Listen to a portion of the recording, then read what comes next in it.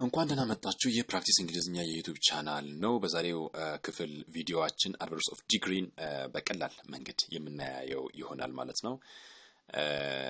ኦኬ ቀጥታ ወደ ቪዲዮአችን እንሄዳለን። ይህ በተለይ ለጀማሪዎች እጅግ ወሳኝ ትምህርት ነውና እንዳያመልጣችሁ ከቪዲዮ ከመጀመሪያ እስከ መጨረሻ ለአጭር ደቂቃ ስለሆነ ብታዩት በጣም ጠቃሚ ትሆናላችሁ ማለት ነው። ኦኬ እንግዲህ አድቨርስ ኦፍ ዲግሪ ከአድቨርብ አይነቶች ወይም ከግስ ገላጭ አይነቶች አንዱ ነው። አድቨርስ ሲባል ባሳለፍነው ቪዲዮ እንዳየነው ቨርብን የሚገልጽ ወይም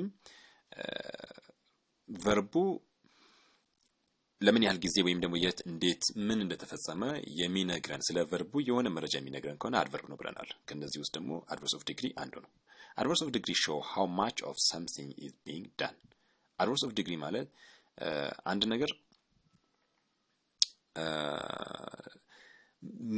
ምን ያህሉን ኦኬ ምን ያህሉን ተሰራ የሚለውን ጥያቄ ነው የሚመልሰው።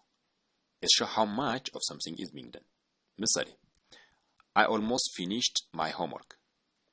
almost finished my homework እዚህ ጋር verb finished ጨርሻለሁ ስል ምን ያህል ነው የጨረስኩት? almost በቃ ትንሽ ነው የሚቀረኝ። almost በቃ ልጨርስ ነው እንደማለት ነው።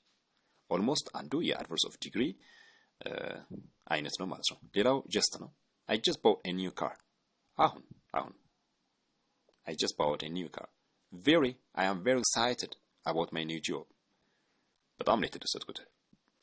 I ate too much ice cream። ምን ያህል ነው የበላሁት? too much በጣም ብዙ ነው የበላሁት። እና enough I have enough money to buy a new phone። ስለዚህ አሁን እነዚህ አድቨርብ ናቸው። ምን አይነት አድቨርብ ናቸው? አድቨርስ ኦፍ ዲግሪ በመባል ይታወቃሉ ማለት ነው። እንኳን ደህና መጣችሁ የፕራክቲስ እንግሊዝኛ የዩቲዩብ ቻናል ነው። በዛሬው